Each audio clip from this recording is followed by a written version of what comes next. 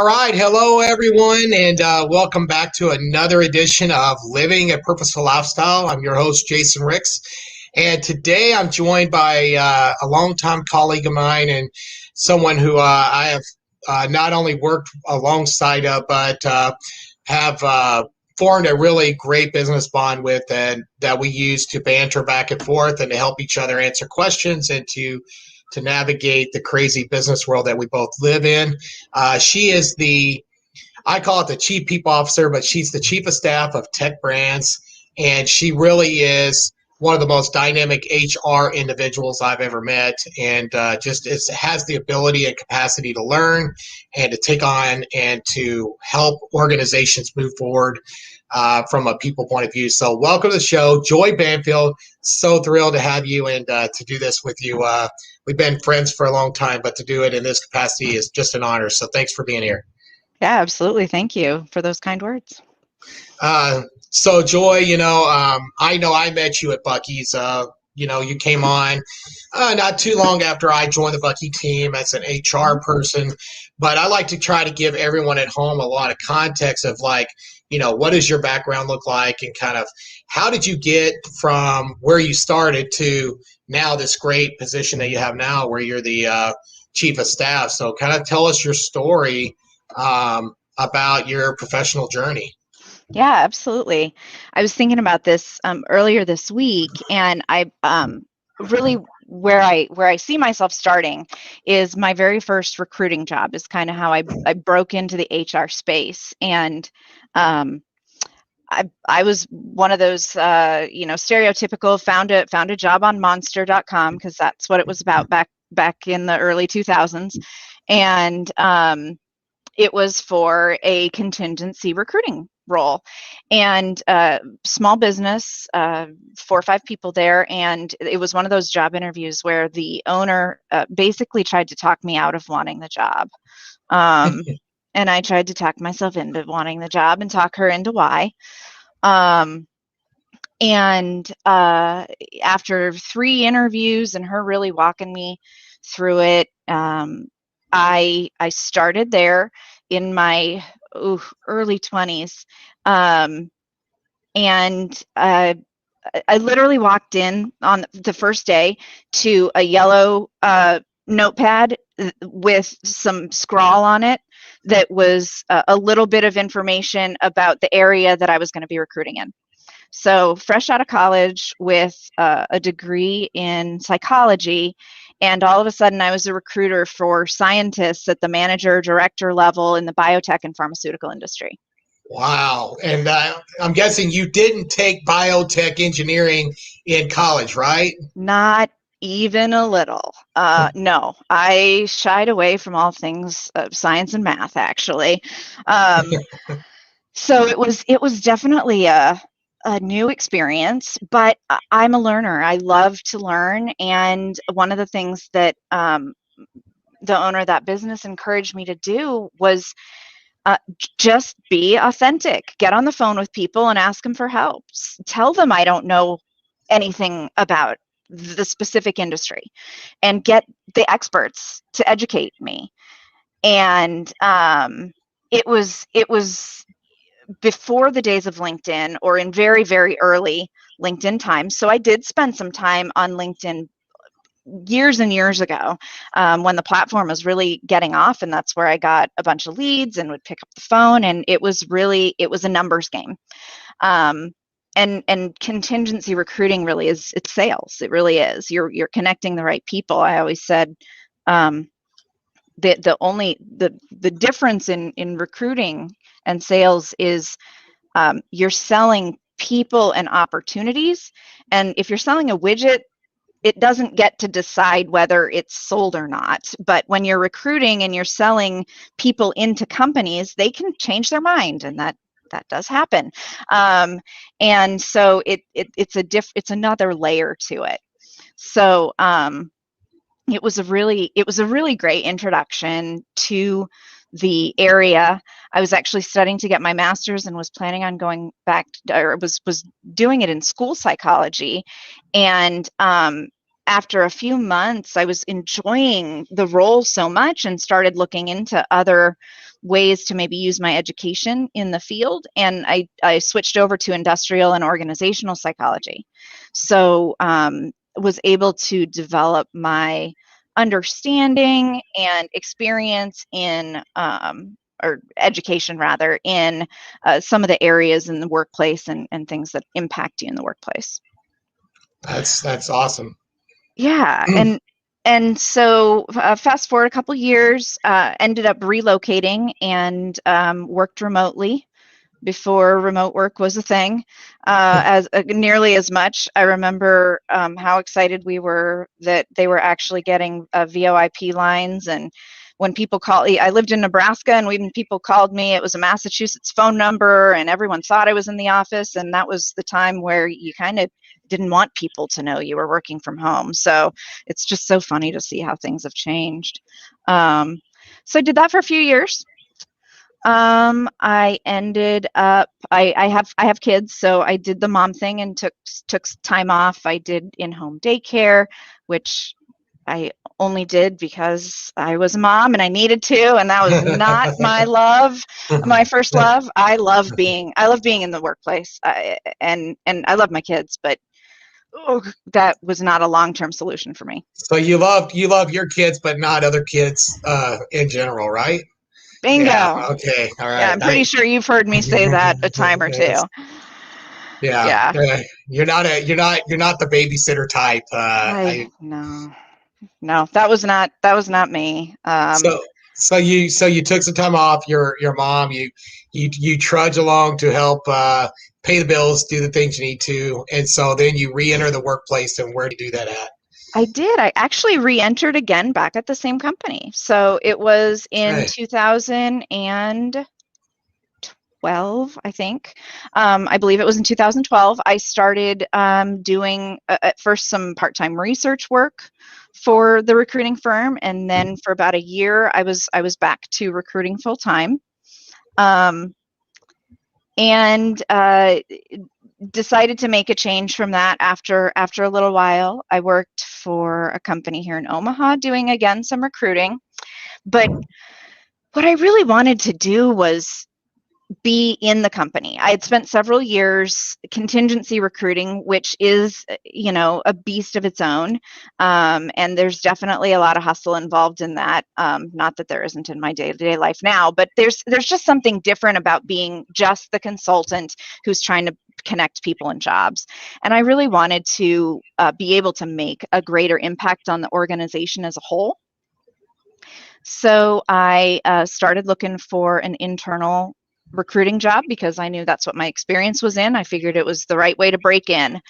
And sure enough, I was able to do that. I worked here in Omaha at First Data, started as a recruiter. I volunteered and was really intentional about taking opportunities to do some general HR projects, and listened for where those opportunities might be, and made sure to throw my hat in the ring and say, put me in, coach, sort of thing. Yeah. And so I did that, moved into HR generalist role, and went from there. So when you were at a First Data, First Data is a huge company, tons of employees. I mean, when you were there, roughly how many employees would be there on any given day? Do you know? At the organization as a whole, or in the recruiting department? Well, let's say that I was talking about overall organization. Like, how large of an organization was it? Oh, the whole organization, tens of thousands. It's a worldwide organization, and there's locations, several in the U.S. Here, even in Omaha, there were 4 or 5 different locations at the time, and the recruiters supported the different business units. So we were able to specialize a little bit, learn a little bit more about our areas, those sorts of things. But the organization that I supported was about 1,500 to 2,000 people. Yeah. So even then, even though that was a small slice of their pie, that's a lot of folks that you're responsible for going and coming and trying to make sure that you keep the staffing levels where they need to be to meet the demands of the business. Right. Now, when was that? Like, give us a perspective as far as time frame. So that would have been in 2015 was when I Okay. started working there in 2015. It was a great opportunity, and the opening existed because they had onboarded some new work and they needed to hire hundreds of people in a short amount of time. Right. So it was a a good opportunity to do that. And we did job fair after job fair after job fair. But again, it was all about learning and observing and watching and taking those opportunities to always be willing to do a little bit more that Right. really allowed me to move forward, as opposed to, I'm a recruiter, this is my space, this is what I will do every day when I come into the office. Yeah. So, I think that though, for those watching at home, before we continue on with your story here, Joy brings up a really interesting perspective, and that is, part of the way she moved forward was to continually look for ways to add value. So even though maybe it wasn't her direct job responsibility, maybe it wasn't exactly what she was there to do, she was the person to say, hey, put me in there, coach. I'll do whatever's necessary to help the team.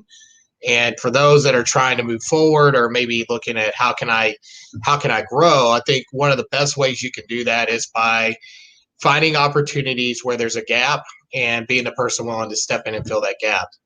Because those are the people who move forward. And with each gap you fill, you gain more experience. And I think you also gain respect. And quite honestly, you make yourself harder and harder to replace. So, yeah, I think it's all about adding value. That's a great way to put it, because that just makes both you and the organization better. It's a win-win scenario, really. absolutely. So we're at first data. What happens next, or what? So I moved. I was able to move from recruiter to HR generalist, HR business partner. I did that for a little while, and there were some rifts going on across the organization, and I spent a couple of tough days. That's one of those things where when an organization is shrinking or being intentionally reduced, that is where the rubber meets the road for you if you're in HR. And I remember the first couple of meetings that I did for severances, and just the learning experience that was. And I worked for a great gentleman there. He was the VP of HR at the time, and he just really taught me how to I don't know, I guess understand that this is something that we have to do in the role, but it's not something that should ever come easy. Once that comes easy, and you sit down at those severance meetings, it's probably time to get out of HR, sort of deal. But I picked up more than just that, just that specific HR topic. One of the things that he taught me too was to not only, I remember one review I had with him, and I said something along the lines of, I think I'm doing a good job at building rapport and relationships with my leader, who is a VP. And I think it's great because now they're coming to me whenever they have problems, which I thought that was great. And he said, that is great, but what you need to start doing is foreseeing those problems before they have to come to you, and recognizing where those issues are going to happen on the people side, or where we might need to make tweaks and adjustments. So you're actually, again, adding value for them and foreseeing those problems first. So that's one of those things that has really stuck with me over the years. And I've been working to make sure that I'm working to do that more often, and using those opportunities to, again, just listen, learn, pay attention, learn the business. that sort of thing. Yeah, and I think, going back to, you were talking about those severance meetings.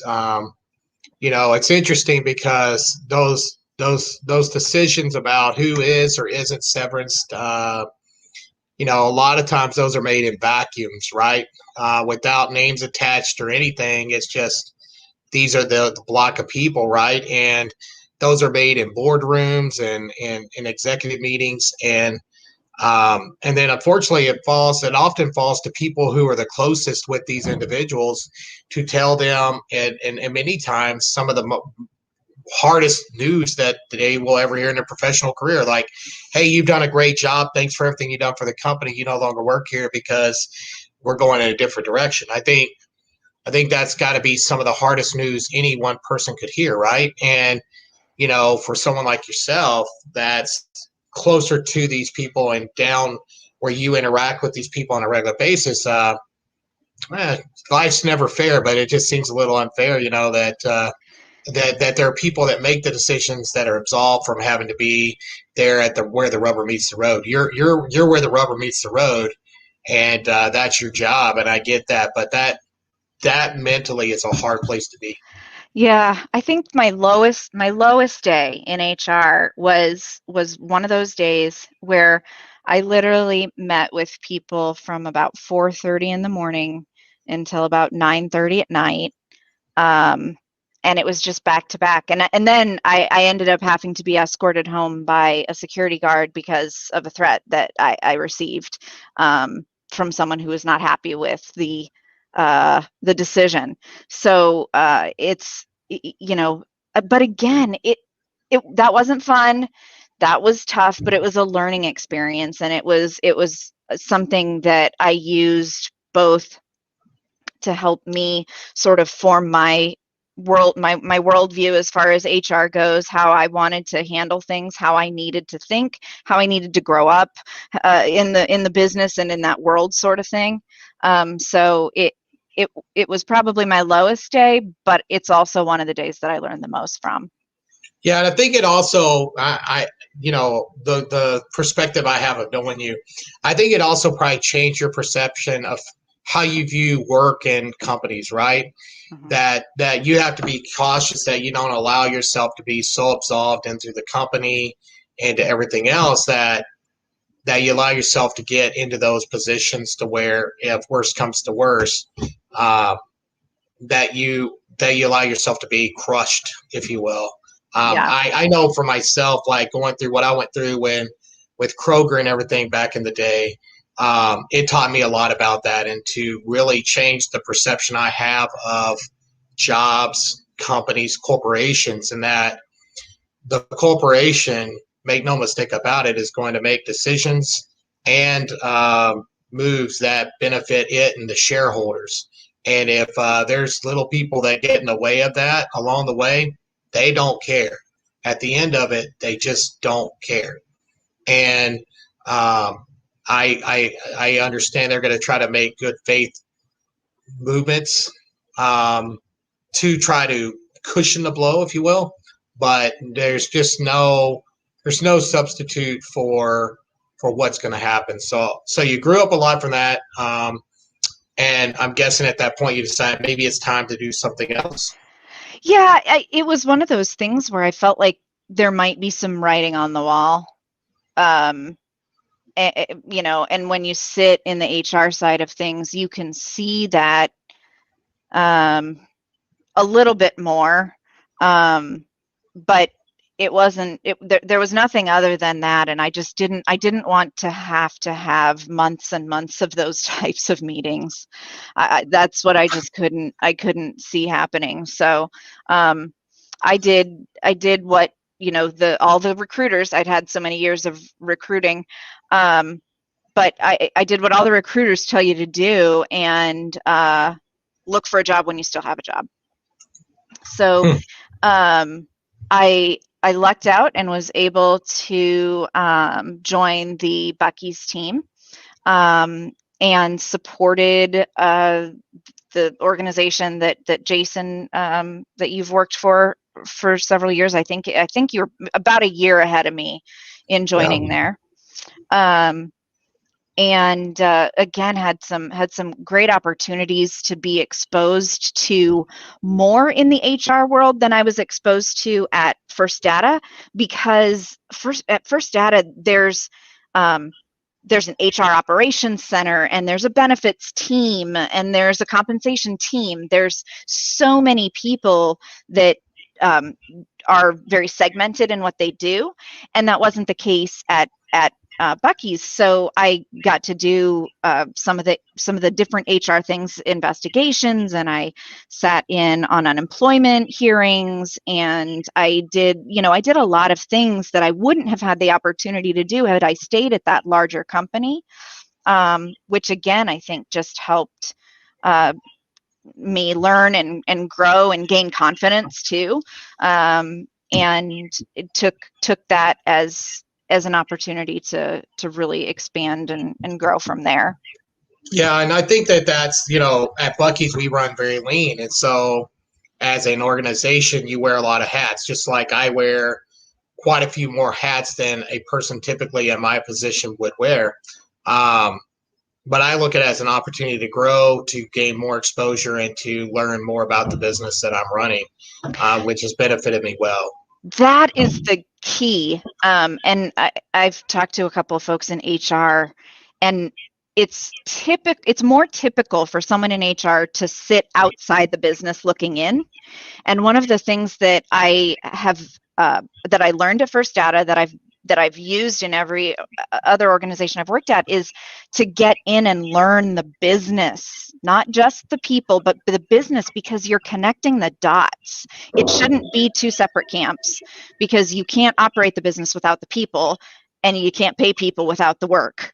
That's right. So that is one of the most important things, I think, for my personal growth, and again, to bring value to the organization, is knowing the business. Yeah, and I think that's, when I wanted you to be on the show, that's one of the reasons I did, because one of the things, I've worked with a lot of HR people. I couldn't even try to put a number on it at this point, from way back where I started with Brookshire Brothers all the way through now. And you're that one of those rare exceptions where you genuinely wanted to know how the business operated and wanted to know how we do things. And to this day, we talk frequently, and you'll call and say, "Hey, Jay, I got a question. How does this really work in the real world?" And we'll have a conversation about it. And I always love that about and admire that about you, that you're not willing to BS people and pretend that you know. Two, you're willing to ask for help. And three, you're willing to be vulnerable enough to say, I don't really know this, but I know I should. And so I always appreciated that about you. So you learned what you did at Bucky's, and then there came a point in time where I think that a lot of what transpired just really it wasn't the best fit, just because I think where you wanted to go and what you wanted to do, you weren't going to be able to do at a company of our size. So you decided to take a leap and to take an opportunity where I think you were going to be given more ability to do the things you really wanted to do from a people perspective. So talk about what the next step was there, Joy. Yeah, so from there, I went to Tech Brands, and that's the parent company for AccuQuilt, AccuCut, Custom Shape Pros, and Memory Stitch. At the time, though, Memory Stitch was not formed. That's a newer one. So it was about 45 people in the org at the time. I was an HR department of one, and there was definitely one of the things that I wanted, and you get some of these typical questions when you're in interviews, and like, what's the one thing you need from your next organization? And honestly, mine was, I need a seat at the table. I need to know that my opinions count, and and have a seat at the table. And I was lucky enough to get that. The gentleman that hired me, really, he took a chance, if you will, knowing that I hadn't been specifically in the role, in the size of the business, didn't know a lot about that organization at the time. But before too long, had me joining the staff meetings and learning the business, which again, I really worked to focus on and learn the business. And that is what sort of lit a fire in me, if you will, is getting to learn these things and moving from only spending time doing recruiting, looking at compensation, handling employee questions, but then also being able to connect the dots and understand, okay, we're an omni-channel business model and we operate down these areas and this is our go-to-market strategy, and like learning these more detailed things that not everyone who works in HR actually is lucky enough to be exposed to it, takes the time to really get involved and dig in and that sort of thing. And so I did that for worked to understand the business for about a year. And then was promoted to chief of staff, which in that role, it's a little bit bigger than just running the HR department. The HR department does still report up to me. I have a wonderful HR generalist who I just love working with, and we've established a really good partnership. But I also get to be the one that connects the dots. So I kind of see myself as if you look thinking about a wheel, I'm the spoke in the middle that works with all of the different groups to connect the dots. So on any given day, I'm sitting in an operations meeting, a marketing strategy meeting. I'm, working on corporate communications, sometimes even customer communications, talking and thinking a lot about company culture, working on board materials, looking at budgets, I get a little bit of everything. And I lovingly tell my team that it's like herding cats, and they know that I say that. So if you're listening, it's, this is not news to anyone. But we have a good time. We've got a great leadership team, and I feel lucky to be the one that gets to do that and play in every area of the business, just a little bit. Well, I think that it, really suits who you are as a person, because you like to dabble, right? Like you like a little bit of this, a little bit of that. I don't know that you would ever be. I look at finding, one of my biggest strengths for myself is I find people and they find the right seat on the bus for them, right? And so, I think it's someone like you, and I think, Joy is not a person that would be a really great person to put in a seat in a bus where it's very omni-channeled in what your job is. And it could be anything, whether it be operation, marketing, whatever. I just never would see you as an omni-channel type of person. I think that I think of there's an old video out there where a professor has this big jar and he takes all the golf balls and he puts the golf balls in and he asks the class, is it full? And they're like, well, yeah. And he goes, well, no, not really. And so then he keeps adding little smaller pieces, right? Until he finally adds all this sand in. And then there really is no gaps, right? There's nothing else that can go in this. And I think of you as being the sand of your organization, is that you touch everything, yet you're all around. And knowing you, that's one of the reasons I think you love what you do so much, is because you ultimately created, and that's one of the reasons I wanted you on the show. And I really want to spend the last, time together really talking about when you went there as kind of an HR generalist. That's really what you went there to do.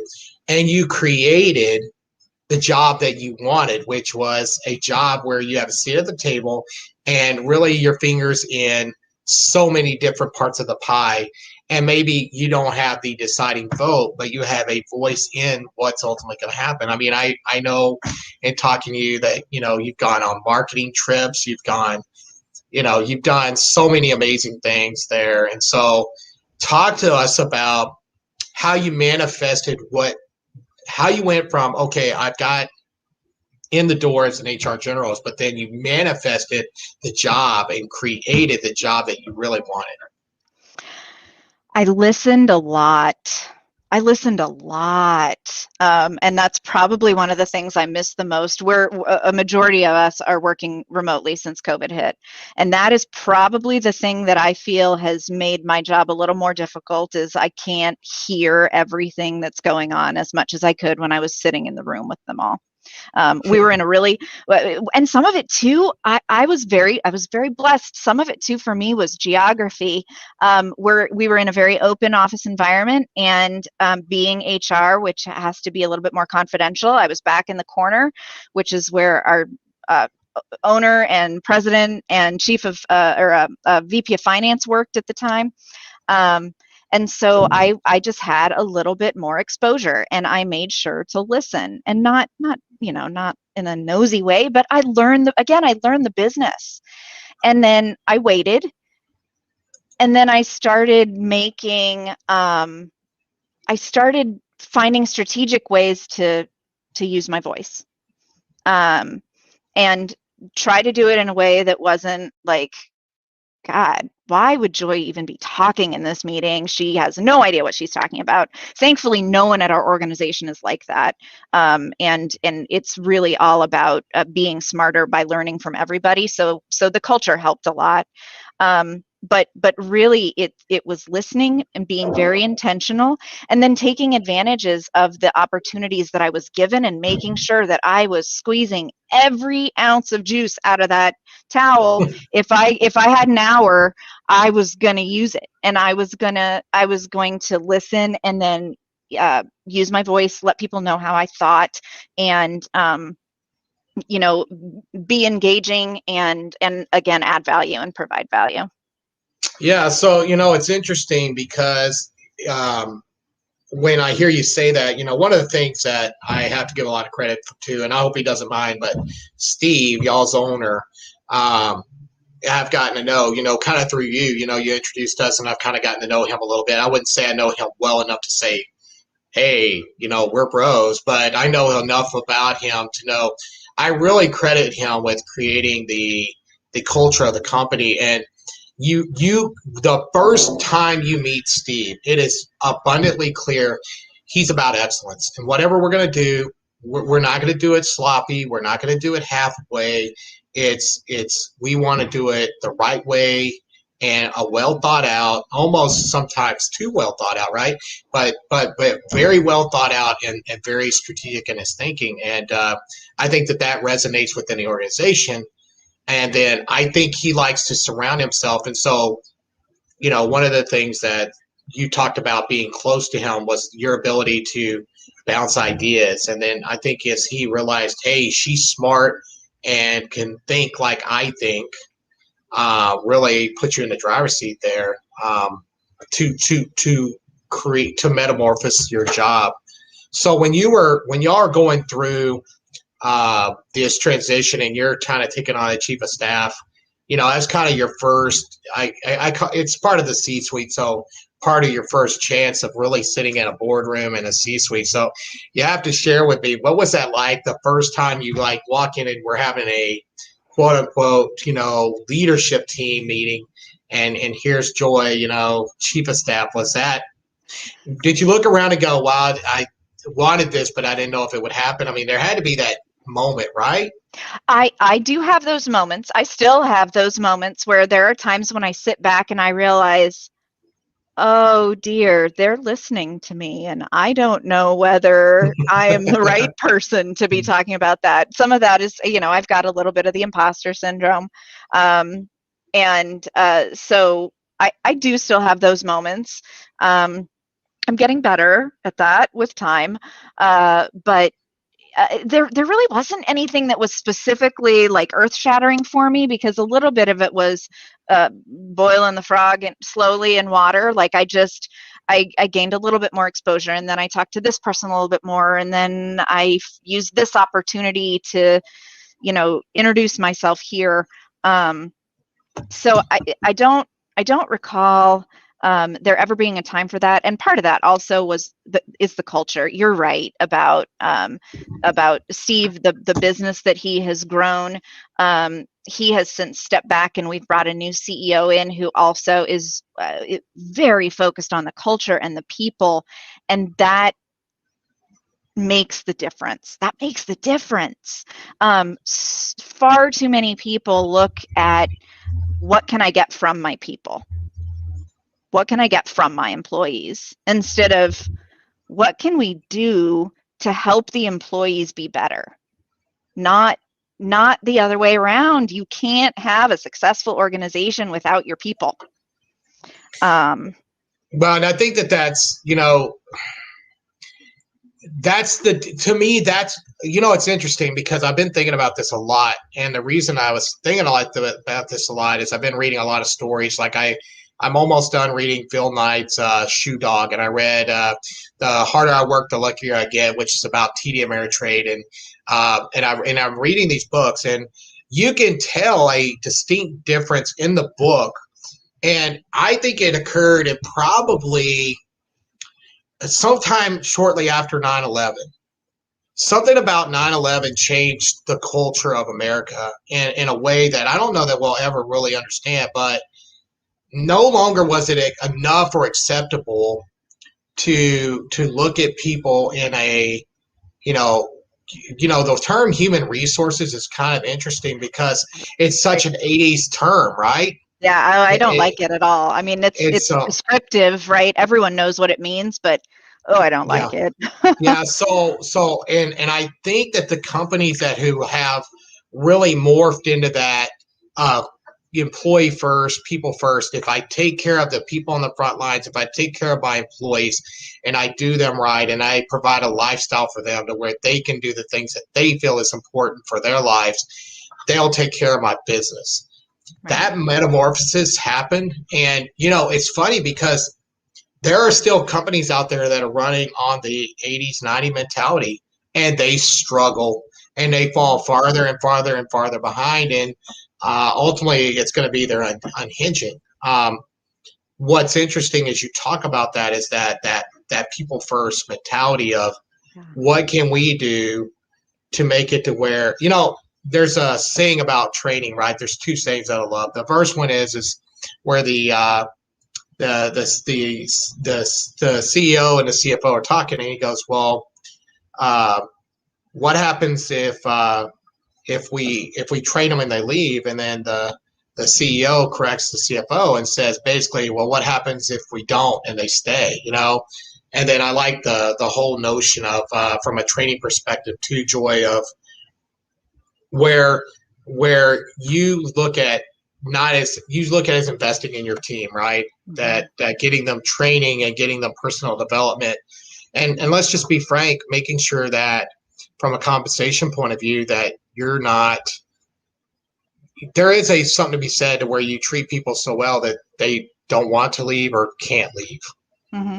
And I think that's kind of when you said what you said, that's what immediately came to my mind is what can we do to make it to where what we're doing here is so meaningful to people and that their lives are impacted that they don't want to leave, right? Yeah, absolutely. And I would never try to say that we're doing it all right. Like I try to take temperature checks as much as possible and listen to our people and try to keep a pulse. And I of course I sometimes step back and I'm like, am I telling myself a story?